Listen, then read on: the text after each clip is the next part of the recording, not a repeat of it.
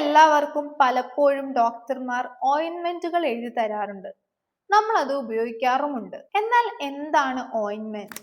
എന്തൊക്കെ തരത്തിലുള്ള ഓയിൻമെന്റുകളാണ് ഉള്ളത്? ക്രീമും ഓയിൻമെന്റും തമ്മിലുള്ള വ്യത്യാസം എന്തൊക്കെയാണ്? ഇങ്ങനെയൊക്കെയുള്ള പല സംശയങ്ങളും നമ്മളിൽ പലർക്കും ഉണ്ടാകും. ഇന്നത്തെ ഈ വീഡിയോയിൽ നമ്മൾ ഇതൊക്കെയാണ് ഡിസ്കസ് ചെയ്യാൻ പോകുന്നത്. Welcome back to Signet style house. എന്താണ് ഓയിൻമെന്റ്? ഓയിൻമെന്റ് എന്നാൽ ഒരു സെമി സോളിഡ് ആയിട്ടുള്ള ഒരു ഡോസേജ് ഫോം ആണ്. ഇതിൽ പ്രധാനമായും മരുന്ന് ചേർന്നിട്ടുള്ള ഒരു ബേസ് ഉണ്ടായിരിക്കും. സ്കിന്നിൽ പുരട്ടുമ്പോൾ മരുന്ന് അവിടെ നിൽക്കുകയും സാവധാനം സ്കിന്നിലേക്ക് മരുന്ന് അബ്സോർബ് ചെയ്യപ്പെടുകയും ചെയ്യുന്നു. സ്കിൻ വഴിയാണ് ഇതിന്റെ മരുന്ന് രക്തത്തിലേക്ക് എത്തുന്നത്. പ്രധാനമായും 4 തരത്തിലുള്ള ഓയിൻമെന്റ് ബേസുകളാണ് ഉള്ളത്. ഹൈഡ്രോ കാർബൺ ബേസുകൾ, ഇത് വെള്ളത്തിൽ അലിയില്ല, അതുകൊണ്ട് ചർമ്മത്തെ ഈർപ്പമുള്ളതാക്കാൻ സഹായിക്കുന്നു. അബ്സോർപ്ഷൻ ബേസുകൾ, ഇത് വെള്ളം വലിച്ചെടുക്കാൻ കഴിവുള്ളതാണ്. വാട്ടർ ഇൻ ഓയിൽ ബേസുകൾ, ഇവയ്ക്ക് ഓയിൽ ബേസിനെ അപേക്ഷിച്ച് വെള്ളവുമായി കലരാൻ എളുപ്പമാണ്. ഇവയ്ക്ക് മോയ്സ്ചറൈസിംഗ് ഗുണങ്ങളുമുണ്ട്. വാട്ടർ സൊല്യൂബിൾ ബേസുകൾ, ഇത് വെള്ളത്തിൽ നന്നായി ലയിക്കും, എളുപ്പത്തിൽ കഴുകി കളയാൻ സാധിക്കും. പലരും ക്രീമിനെയും ഓയിൽമെന്റിനെയും ഒന്നായിട്ടാണ് കാണുന്നത്.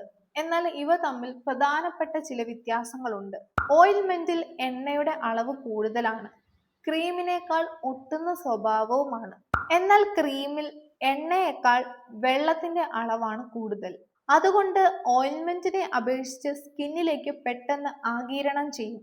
ഇത് സ്കിന്നിന് കൂടുതൽ ഈർപ്പം നൽകുകയും മരുന്ന് വളരെ സാവധാനം മാത്രം സ്കിന്നിലേക്ക് അബ്സോർബ് ചെയ്യുകയും ചെയ്യും. ക്രീം ഒട്ടുന്നതല്ല, സാധാരണയായി കുറച്ചു സമയം കൊണ്ട് മരുന്ന് പൂർണ്ണമായും അലിഞ്ഞു പോകും. ഇനി നമുക്ക് ഓയിൻമെന്റ് എങ്ങനെയാണ് പ്രവർത്തിക്കുന്നത് എന്ന് നോക്കാം. ഓയിൻമെന്റിലെ എണ്ണമയം സ്കിന്നിന് മുകളിൽ ഒരു സുരക്ഷാ കവചം തീർക്കുന്നു. ഇത് സ്കിന്നിന് മുകളിലുള്ള ജലാംശം ആവിയായി പോകുന്നത് തടയുന്നു. ഇതിലൂടെ സ്കിന്നിനെ ഹൈഡ്രേറ്റഡ് ആക്കുകയും മരുന്നിന് ഉള്ളിലേക്ക് ഇറങ്ങിച്ചെല്ലാൻ പാകത്തിന് അതിനെ പാകപ്പെടുത്തുകയും ചെയ്യുന്നു. ഓയിൽമെന്റിൽ അടങ്ങിയിരിക്കുന്ന മരുന്ന് സാവധാനം ഈ എണ്ണമയത്തിൽ നിന്നും വിട്ടുമാറി ചർമ്മത്തിന്റെ പാളികളിലേക്ക് കടക്കുന്നു. മരുന്നിന് കടന്നു പോകാൻ ഏറ്റവും പ്രയാസമുള്ള സ്കിന്നിന്റെ ഭാഗമാണ് സ്ട്രാറ്റസ് കോർണിയം.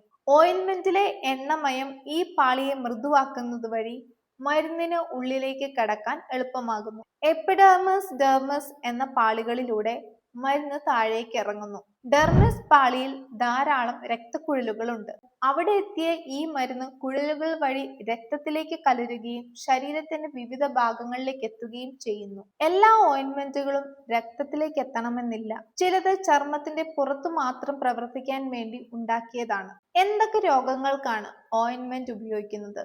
ഓയിൻമെന്റുകൾ പ്രധാനമായും പുറമെയുള്ള രോഗങ്ങൾക്കാണ് ഉപയോഗിക്കുന്നത്. എക്സിമ, സോറിയാസിസ്, അലർജികൾ തുടങ്ങിയവയ്ക്ക് മരുന്ന് നേരിട്ട് ചർമ്മത്തിലെത്തിക്കാൻ ഓയിൻമെന്റുകൾ ഉപയോഗിക്കുന്നു. ചതവ് തുടങ്ങിയ അവസ്ഥകളിൽ വേദന കുറയ്ക്കാൻ വേദന സംഹാരിയായ ഓയിൻമെന്റുകൾ ഉപയോഗിക്കുന്നു. ബാക്ടീരിയൽ അല്ലെങ്കിൽ ഫംഗൽ അണുബാധകൾ സ്കിന്നിൽ ഉണ്ടായാൽ അതിനെ പ്രതിരോധിക്കാൻ ആന്റി ഫംഗൽ അല്ലെങ്കിൽ ആന്റിബയോട്ടിക് ഓയിൻമെന്റുകൾ ഉപയോഗിക്കുന്നു. മുറിവുകൾ, പൊള്ളലുകൾ എന്നിവയ്ക്ക് ആന്റിസെപ്റ്റിക് ഓയിൻമെന്റുകൾ ഉപയോഗിക്കുന്നു. സൂര്യപ്രകാശവും ചൂടും ഇതിന്റെ ഗുണനിലവാരത്തെ ബാധിച്ചേക്കാം. ചില ഓയിൻമെന്റുകൾ തണുത്ത സ്ഥലങ്ങളിൽ സൂക്ഷിക്കാൻ നിർദ്ദേശമുണ്ടാകും. ഓയിൻമെന്റുകൾ അമിതമായി ഉപയോഗിക്കുന്നത് ദോഷകരമാണ്. ചിലർക്ക് അത് അലർജി ഉണ്ടാക്കിയേക്കാം. ചില മരുന്നുകൾ സ്കിന്നിലൂടെ കൂടുതൽ അബ്സോർബ് ചെയ്യപ്പെട്ട് ശരീരത്തിൽ പാർശ്വഫലങ്ങൾ ഉണ്ടാക്കിയേക്കാം. ഓരോ ഓയിൻമെന്റും ഉപയോഗിക്കുന്ന രീതിയിൽ വ്യത്യാസമുണ്ടാകും. അതുകൊണ്ട് ഡോക്ടറിന്റെ നിർദ്ദേശപ്രകാരം മാത്രം ഉപയോഗിക്കുക. ഓയിൻമെന്റ് ഉപയോഗിക്കുന്നതിന് മുൻപ് കൈകളും ബാധിക്കപ്പെട്ട ഭാഗവും വൃത്തിയായി കഴുകുക. കണ്ണിലോ വായിലോ മരുന്ന് ആകാതെ ശ്രദ്ധിക്കുക. ഈ വീഡിയോ നിങ്ങൾക്ക് ഇഷ്ടപ്പെട്ടിട്ടുണ്ടെങ്കിൽ ലൈക്ക് ചെയ്യുക, ഷെയർ ചെയ്യുക, സബ്സ്ക്രൈബ് ചെയ്യുക. ഞങ്ങളുടെ ഇൻസ്റ്റാഗ്രാം പേജ് ഫോളോ ചെയ്യുക. ഇതുപോലുള്ള ഇൻഫോർമേറ്റീവ് വീഡിയോസ് ഒക്കെ ആയിട്ട് നമുക്ക് വീണ്ടും കാണാം. ബൈ.